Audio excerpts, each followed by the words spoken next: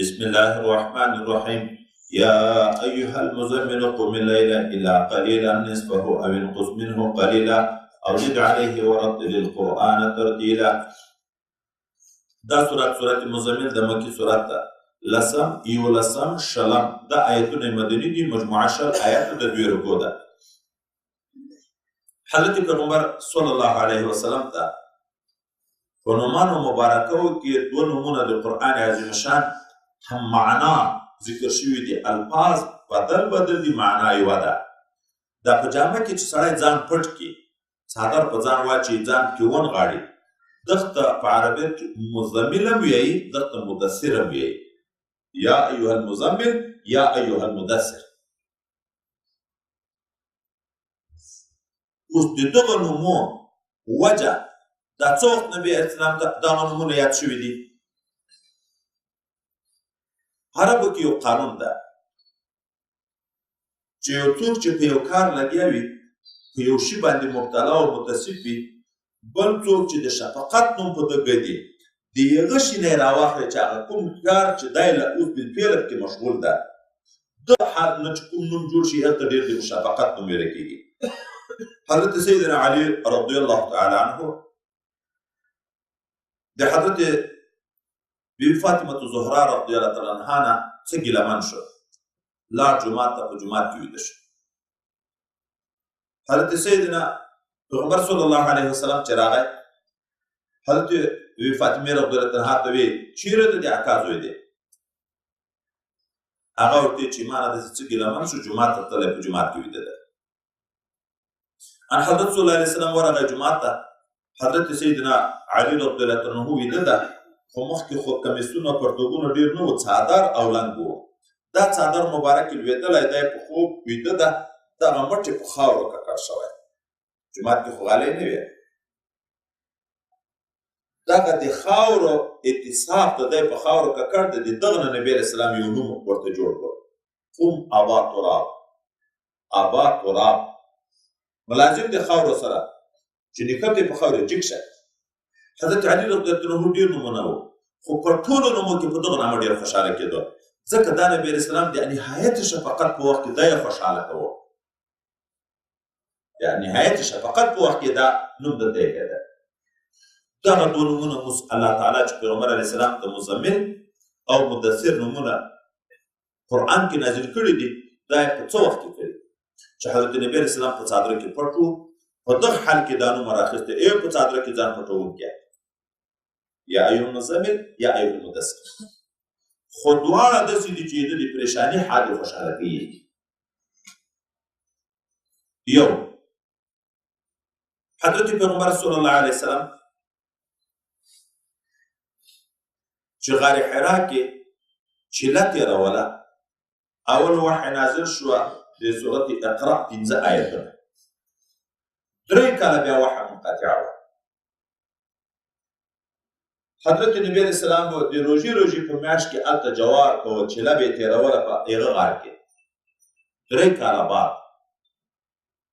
را روان ده د غار حرا نه لاندې چې راغی مکې معظمه بطحا شیله وه، مابین د وادي ته چې راکوز شومه، غږ مې واورېده چې یو خواته بلې خواته مې وکتل، څوک نشته. بیا مې غږ واورېده چې یو خواته بلې خواته مې وکتل، څوک نشته. بیا مې چې غږ واورېده پورته مې وکتل، هغه ملائکه چې هغه ماته اول راغلی وه، جبرائیل علیه السلام په کرسۍ ناسته، دغه اطراف د اسمان یې ټول پټ کړي وو، 600 وزرې وې چې په هغه اصلي شکل کې ولیدو، دا یې مرعوب شو، وډا شو، ولوېدو او بېهوښه شو. حضرت جبرائیل علیه السلام بیرته په انساني شکل ورته راغی، دا یې چې را په حال شو، راغی کور ته. دا نن هم چې موږ تاسې کنکي چې کله وډا شي تبی شي، د پیغمبر علیه السلام لکه تبه چې شي داسې کیفیت پیدا شو. نو راغی خپلې بیبي مبارکې خدیجة الکبرا رضی الله تعالی عنها ته، او هغه سره کور کې چې څوک دغه دوی زملوني زملوني، ما پټ کړئ، ما پټ کړئ، لکه ساړه نه چې ساړه ته ویریږي، دوی پټ کو، دوی پریشانه ده، خوف حال ده. الله دا سورت مبارکه دا نوم ورته کېږي، یا ایها المزمل. او هغه بل نوم بیا معنا یې دغه ده چې لفظ بدل ده، دا بیا په هغه وخت کې چې بل صورت نږدې را روان ده نو خبر به دواړه په یو ځای کې ذکر کړو. حضرت پیغمبر صلی الله علیه وسلم په باب کې مشرکین او مشران جمع شو او وی ویل چې د دې بدنامي او نوم جوړ کو چې خلک تر وګرځي، دا د رسول په ځای چې یو بل نوم پکې کېږدو نو خلک به د خبر نه مني. څه به ورته وایي چا ویل مجنون نوم به پکې کېږدو لیونی ده، هغه بل مشر ورته چې نه لیونی خو نه ده، هر څوک دا خبر نه مني، په دا پوهېږي چې دغسې هوښیارې خبرې بل څوک نشي کړی لکه دی چې چا ویل چې د شاعر نوم به پکې کېږدو. فصیح الفاظ مقفع الفاظ وي، بل ویل چې نه ادب شاعري ته خلکو ته معلوم ده چې دی شاعر نه ده. خو چا ویل کاهن نوم به پکې کېږدو، نجومي، چا ویل ساحر نوم به پکې کېږدو. دا خبره سره مشوره کې ذکر شوه، څوک راغله په صحابهو کې دا خبرې واورېدې دغه مشرکینو، نو راغله نبي علیه السلام ته ویلې چې تا په باب د بدنامۍ دپاره اوس یو نوم در باندې بدلوي، داسې نوم در باندې ګرځي، دوی په دغه مشوره کې لګیا دي. نو حضرت صلی الله علیه وسلم نهایت خفه شو چې زه اوس د خدای رحمت دی ته راغلی، د خدای جنت او د الله دیدار ته برابروم او دوی بالعکس چې ما سره داسې معامله کوي. نو د ډېره خفګانه خپل کور مبارک ته راغی او پرېوتو، په څادر کې ځان پټ کړو، سوچونه فکرونه نه چې په انسان باندې غم غالب شي. دا غمجن پروت ده، الله آیت ورته نازل کړو او د دغه حال نه یې د نوم راواخیست، یا ایها المدثر قم ټیک شه خپل دعوت چلوه، دوی په خبرو پسې مه ګرځه. نو دا دواړه نومونه د حضرت صلی الله علیه وسلم د شفقت نومونه الله تعالی په ده باندې ایښي دي. یا ایها المزمل، هیر غوښتونکي د ځانه په جامه کې د هیبت وحی نه قم اللیله، ودرېږه لمانځه ته په شپه کې د تهجد دپاره ټوله شپه، الا قلیلا مګر نه لږ حصه د شپې خوب کوه، نوره شپه په عبادت تېروه. نصفه هغه لږ څومره نیمه د شپې، او انقص منه قلیلا، یا لږ کم تر نیمه د شپې چې ثلث شي، او زد علیه یا زیادت تر نیمه شپې چې 2 ثلثه شي. نیمه شپه یا لږ کم تر نیم یا لږ زیات تر نیم، دومره شپه عبادت کوه. او د شپې چې قرائت وې ورتل القرآن ترتیلا، واضح لونه قرآن عظیم شان په ښکاره واضح لوستلو سره. ام المؤمنین ام سلمې رضی الله تعالی عنها د نبي علیه السلام د یوې بیبي مبارکې نه چا د حضرت پیغمبر صلی الله علیه وسلم د قرائت د کیفیت پوښتنه وکړه چې حضرت پیغمبر علیه السلام په لمانځه کې څنګه قرائت ویلې. دې چې کومه خبر شروع کړه فاذا هي تنعت حرفا حرفا، د نبي علیه السلام داسې قرائت بیان کړ لکه یوه جمله کلمه چې ګوښې ګوښې وایي چې سړی شمېرلی شي، ځکه په هر آیت درېدو. حضرت صلی الله علیه وسلم په هر آیت باندې به وقف کوه. دا د شپې لمونځ که او قرآن په آرام آرام کې وایه، ولې د شپې لمونځ د سړي استعداد قوي کوي، درجې پورته کوي، ګناهونه معاف کوي، حضور خب کې برابر وي. په تا یو غټه ذمهواري ده، نبوت سلسله ده، دغه ذمهواري چې درته اسانه کېږي دا هلته چې استعداد قوي شي، دا د شپې په عبادت کې خدای پاک ته اثر ایښی ده. نو انا سنلقي علیک قولا ثقیلا، تهجد کوه، شپه په عبادت تېروه، قرآن په ښه واضح په تدبر سره وایه چې د قرآن په هغه معنا کې دې ښه سوچ وي.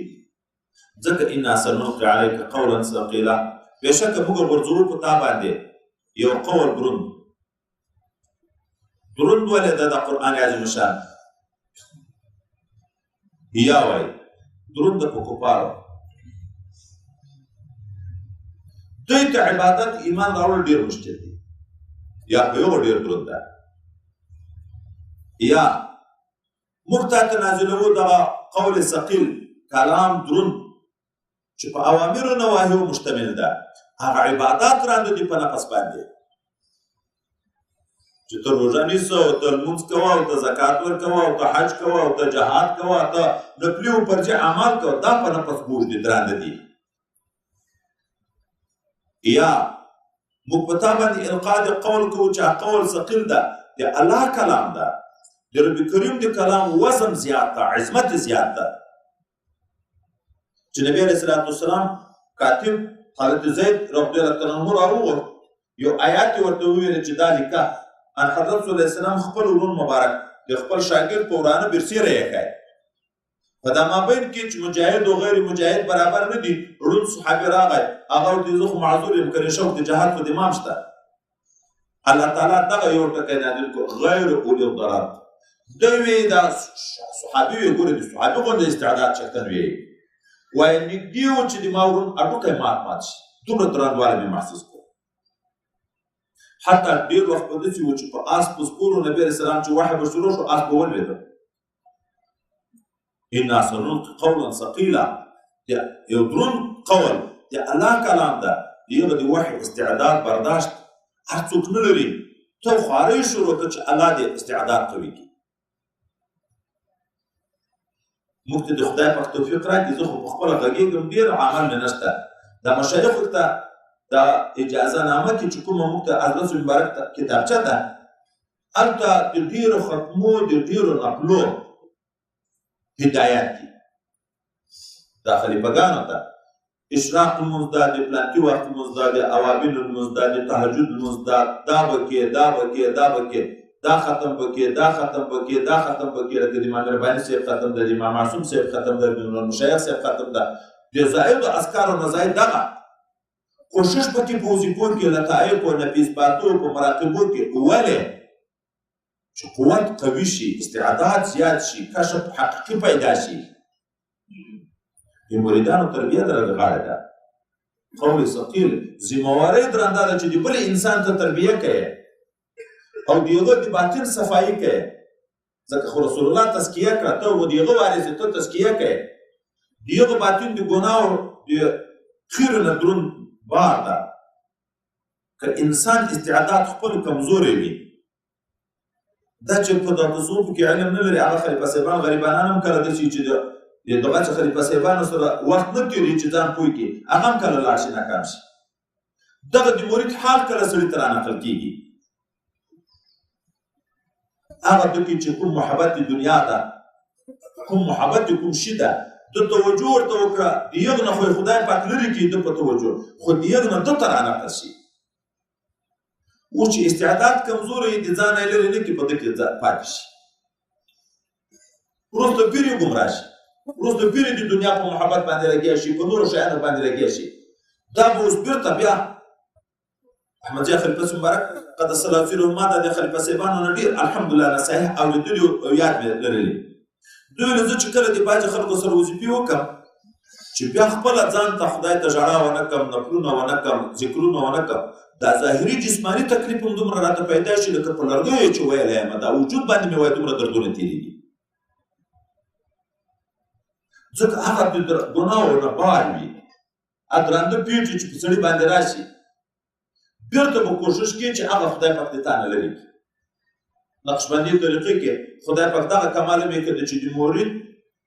مرید مرض په توجه سره خدای پاک ختموي. خو کله داسې وي چې هغه مرض خدای پاک دغسې مستقل ختم کړي، کله د هغه نه دلته یو وارې رانقل شي،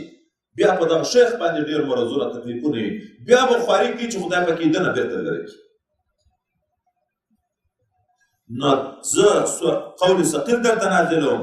ته عباداتو کې د شپې په قیام اللیل کې کوشش وکړه چې استعداد قوي شي. ان ناشئة اللیل، بېشکه پورته کېدل د شپې د خوب نه، هي اشد وطئا، دا ډېر سخته له پلوه د مشقت نه، د پایماله کولو د نفس نه. موږ خو غرق نفس کړو، دغه چې اوس د شپې عبادت کې نفس ډېر محکوم کېږي، مغلوب کېږي، بیا روحانیت په غالبه کېږي، هغه د نفسي خواهشات ختمېږي. خو ځکه انسان استعداد قوي کېږي، نورانیت یې قوي کېږي، چې قدرات راشي ختم شي. دا د شپې لمونځ په پایماله کولو، د پښو لاندې کولو د نفس کې ډېر سخت ده. و اقوم قیله، او بل ډېر برابر به په اعتبار د ویلو سره حضور ښه برابر وي. دا موږ ته چې حکم دی چې په لمانځه کې به د سجدې ځای ته ګورې. ولې؟ چې حضور برابر شي. چې په لمانځه موږ دلته ولاړ یو او هلته سړی موږ د دغه ځای کې نه ورګورو چې هغه په کوم شي لګیا دی، موږ په هغه کار کې سوچ بندېږي که نه؟ الله رانویر شو که نه چې زه خو د خدای پاک حضور ته مخامخ ولاړ یم، زه خو د یک سره خبرې کوم، په خوله لګیا یو یک سره خبرې کوو، هلته سوچ و فکر زړه عقل هغه په هغه کې انسان کې بند شو. ځکه نبي علیه السلام به کله چې د نفل لمونځونه کړه په یو باغ کې به یې کړه، د دیواله بیخ ته به نږدې ودرېده چې یخ هلته څوک ویني نه، نو حضور برابر یې. د شپې خو وایي طبعا خلک ډېر نه وي، څوک نه ویني، نو حضور برابر وي، مشغولتیا نه وي، دا د ورځې خو شاغلین ډېر وي، هر شی په دغه شي کې سوچ بند شي، په دغه کې بند شي، په دغه کې بند شي، هلته به د یو د قرآن ته سوچ متوجه وي. ان لک فی النهار سبحا طویلا. او بل دا شپې ته ځکه عبادت کوه چې په ورځ کې د تا شغل ډېر ده، په ډېرو کارو لګیا دی، ټول مخلوق ذمهواري ده در، څوک مشورې در سره کوي، د چاته نصیحت کوي، چاته به څه کوي، خو خپل ځان د دغه به هم قوت پیدا کوي. واذکر اسم ربک، بله خبر یادوه نوم د رب خپل، وتبتل الیه تبتیلا، او لرې شه جدا شه د هر شي نه په لورې د دغه الله په کامله جدا کېدن سره. دا نور شیان ټول د ذهن نه وباسه، دغه ته فانا فی الله وایي. وتبتل الیه تبتیلا، ته د خلقو نه د علایقو نه ځان جدا که په کامله جدایي سره د الله تعالی په طرف باندې، چې په زړه کې د صرف د الله عشق پاتې شي. دا نور محبتونه ټول اوځي. دوام په ذکر که، حضور برابر که، چې خدای پاک په زړه کې د عشق پیدا کړي او د نهي علایق ټول ختم شي. دا د الله ته د وصل کېدلو نه مانع دوه شیان دي. یو نفس ته د نفسي خواهشات دي، یو خارجي تعلقات دي. نفس هغه باندې ویل چې اصلاح کېږي، شپې قیام اللیل کوه، هغه نفس اصلاح کېږي، او په دغه ذکر سره، په دوام په ذکر سره دا نور تعلقات ختمېږي. چې نفس د اصلاح شو، د خلکو سره تعلقات محبت ختم شو، د تا او د الله په منځ کې مانع دغه دوه شی و. نو دستي مثال دی رب ده، الله دوستي ته دستي سړی رسېږي. هغه الله رب المشرق والمغرب، چې هغه رب د مشرقو د لمرختو د لمر ده، ټولو جوانبونه به زړه راګرځي چې په هر طرف الله ده، بل شی نشته. لا اله الا هو، نشته هېڅوک لایق د عبادت مګر یو دی، د فاتخذه وکیله، دی ونیسه کار جوړونکی، خپل کارونه ټول دلته وسپاره. دلته تصوفو کتابونه حضرت مجید صاحب دو لیکي چې څلور شیانو ته فکر وکړو په دغه صورت کې نبي علیه السلام ته حکم وشو. قم باللیل لمونځ ده، دوم ورتل القرآن ترتیلا، تلاوت د قرآن عظیم شان ده، دریم واذکر اسم ربک، ذکر د اسم ذات ده د الله الله، څلورم لا اله الا هو، نفي اثبات. دغه څلور شیان چې سړی اسم ذات په کامله طریقه وکړي، نفي اثبات وکړي، بیا په تلاوتو باندې کوشش شروع کړي، په تدبر تلاوت کوي، بیا د لمانځه حقیقت ته ورسېږي، نو الله ته وصل کېږي. ځکه مجدد صاحب د انسان د کمالاتو انتهایي مقام حقیقت لمونځ ده، چې حقیقت لمانځه چاته چې هغه معراج ورته پیدا شي، خو دا اخر کې پیدا کېږي. اول به ذکر د اسم ذات وي، بیا به نفي اثبات وي، بیا به د مراقبو په وختو کې تلاوتونه وي، په تدبر په تلوار نه، چې قرآن احکام زده کوي او عمل پکې تدبر، بیا نه وروسته لمونځ معراج شو، بیا لمانځه ته برابر شو. خو سوال دا واردېږي چې دلته خو په قرآن کې ترتیب بالعکس ده، اول د لمانځو خبره ده، بیا د تلاوت ده، دریم مقام د اسم د ذات ده، څلورم د لا اله الا الله ده. وای هغه ځکه مخکې ذکر کړه چې انتها د مقام ته اشاره شوی اصل مقصود هغه ده د دې ذکر نه استثبات نه باطن اصلاح مطلوب ده چې باطن اصلاح شو هغه لطایف اصلاح راغله د نفس اصلاح راغله بیا خو نو دا وسایل دي دا بیا په دغه کې ډېر وخت نه ته پکار بیا قرآن چې هغه حبل متین ده د الله کلام دی چې الله ته سړی پورې رسېږي بیا په هغه کې کوشش پکار ده او بیا عین الموت معراج د الله تعالی سره خبرې دي د مشاهدې حال ده بیا هغه ته کوشش پکار ده خو دا هلته راځي چې اول نفس کې فنا فی الله مقام راشي دا وایي په ذکر د استعزاز سره راځي دوم دا هلته پیدا کېږي چې د سړي د الله په وحدانیت ایمان کامل شي دا په نفي اثبات راځي چې په ورځ کې په سوونو ځلې دا وایي چې بل معبود دې ما نشته مګر یو د الله نه دا نفي اثبات چې ده موږ پارچې کې ترجمه ورسره کوو لا نیست د نامونه کاشکې سر ته دلته معنا ورکړي نیست نشته اله هغوی وګې ته هېڅ معبود برحق هېڅ معبود ما الا الله ما سوا د ذات پاک دی الله تعالی نه بل معبود ما نشته نو دا چې په غور او په حضور سره داسې په ځان کې تصور کوي په ورځ کې کم از کم مقام دا ده چې حضرت مبارک لیکلي دي چې 14 وارې خو دې په ورځ کې سره نفي اثبات یوویشت ته رسېږي کم مقدار موږ چې اوس نفي اثبات ته رسېږي او څو وارې کوي 2 وارې 3 وارې بیا نو ځکه اړولې خلیفه صاحبانو ته چې اوس ته زور را سره کوه مخته مې ته بیایه طالب وایي خضر علیه السلام په مخه ورغی هغه ورته چې مجلس ته دی وایي د خضر علیه السلام په طلب باندې ډېر ګرځېدو چې چېرې مې پیدا کړی وای چې دعا یې راته کړې وه خدای مې علم پیدا نصیب کړی وای خو خضر علیه السلام نه ورته پیدا کېدو اخر کوشش خپل شروع مطالعه پایبندي د سبق چې خدای پاک مطالعه جاري کړه بل وخت کې خضر علیه السلام وایي ځان پولي ورته چې زه خضر یم څه غواړې وایي اوس ما خپلو خضرینو نه کار واخیست تا ته مې ضرورت نشته خپله خواري وکړه خلیفه به ور دربار کې او چې هلته رسېږي بېرته درنه مړ شي بیا نفس په نافلات ته ورسوه د ایمان رسوخ په ځان کې راوله جددو ایمانکم نبی علیه السلام ایمان نوی کوئ څه شی لا اله الا الله دغه ډېر ویایي چې شکوک و شبهات ورک شي د توحید په باب کې شک بیا نه درته پیدا کېږي ایمان بل معبود نشته ما سوا د یوه الله نه په ورځ کې 200-300 وارې دا وی او هغه څوک چې په کال کې بیا وارې دغه تصور نه کوي هغه بیا په دغو باندې رد کوي چې دا مشرکین دي او خپل ځان موحدین بولي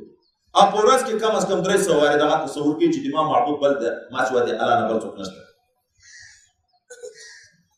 نو اول به وایي په نفس په لطایفو کې کوشش کوي اسم ذات چې دغه تبتل مقام پیدا شي فنا فی الله راشي تبتل الیه تبتیلا چې الله ته متوجه شوې نو بیا نفي اثبات عقیده د توحید راسخه کړه چې بل معبود مې نشته دا یو الله ده چې کله دا موجود شو کامل ایمان راغی بیا نو د الله کلام خبرې ته اوس پاک انسان لا یمسه الا المطهرون اوس په اسرار د قرآن باندې پوهېږي اوس نو قرآن شروع کړه او دغه قرآن عظیم شان هدایت کوي سړي ته دا کار وکړه دا مه کوه ځکه خو هادي ده که نه پس د هغه نه چې دا وکړه دا مه کوه تا ته موقع د ملاقات پیدا کېږي په هغه اصول روان شه اخر په ملاقات چا ته هغه وزیر اعظم درته پیدا کېږي که نه بیا به د الله ملاقات مقام درته پیدا کېږي نو بیا په لمانځه ودرېږه معراج ده واصبر على ما يقولون او الله تعالی نبی رسول الله ته صبر کوه د ما حبیب په خبرو چې دی وایي واهجرهم هجرا جمیلا پرېږده دوی په پرېښودلو نیک سره صبر کا شور ماشور مه کوه وذرني والمکذبین پرېږده ما او دغه دروغ کوونکي اولي نعمت چې خاوند د نعمت دي ما ماړه کړي دي دی ځکه سرکشي کوي ما او دوی سره پرېږده ومهلهم قلیلا مهلت ورکړه دوی ته لږ وخت یا د دنیا د رسیدګي ټوله لږ ده یا د عذاب تر وخته ولې ما دوی سره پرېږده ان لدینا انکالا وجحیما بېشکه د موږ سره د دغه خلکو دپاره چې څوک آخرت نه مني انکالا زنجیرونه دي درانه وجحیما او اور سوځونکی ده وطعاما او هغه خوراک ده ذا غصة چې خاوند د نښتو ده په مرۍ کې تریخ بدبویه چې تیرې په ستوني کې به نښلي وعذابا الیما او شته د دغو خلکو دپاره د ما په نسبت باندې عذاب دردناک د عذابونو به څه وخت وي یوم ترجف الارض والجبال کله چې وغورول شي ولړزول شي مځکه او غرونه وکانت الجبال کثیبا مهیلا او شي دغه مضبوط غرونه لکه د شګو ډیرۍ روانه شوې دا شګه چې اوبه پسې راشي روانه شي انا ارسلنا الیکم رسولا بېشکه موږ لېږلی د تاسو ته ای امت د رسول الله صلی الله علیه وسلم څوک مو درته لېږلی رسول علیه السلام شاهدا علیکم چې شاهد په اعمالو د تاسو باندې په ورځ د قیامت کما ارسلنا الی فرعون رسولا لکه څنګه چې موږ لېږلی و فرعون ته رسول چې موسی علی نبینا علیه السلام فعصا فرعون الرسول نو سرکشي وکړه نافرماني وکړه فرعون د خپل رسول نه د موسی علیه السلام نه فاخذناه اخذا وبیلا موږ وینو دغه فرعون په نیولو سختو سره فکیف تتقون نو څنګه به ځان خلاص کړي د الله د عذاب نه څنګه به ځان خلاص کړي ان کفرتم که تاسو کافران شو یوما د عذاب د هغې ورځې نه یجعل الولدان شیبا چې هلکان سپینګیري کوي انسان چې سپینګیري کېږي وایي یا د ډېرو مرضو د وجې نه زر سپینګیري کېږي یا د ډېرو غمو د وجې نه زر سپینګیري کېږي د احتیاجو د وجې نه زر سپینګیري کېږي هغه خدای هم دې وساتي دومره سخت غم د قیامت د ورځې که بالفرض یې که کنکای هلک وایي د ډېرو غمونو به دا کنکای هم کې سپینګیری کېدو السماء منفطر به اسمان به وچ وي په سبب د هیبت د شدت د دغه ورځې باندې کان وعده مفعولا دا وعده د الله تعالی په راتلو د دغه ورځ باندې خامخا کېدونکې دا به واقع کېږي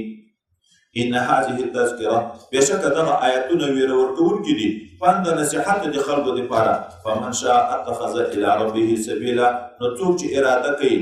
چې نیسي رب خپل ته لیار نو ایمان دې په دغه نصیحت باندې راوړي او دغه لیار دې ونیسي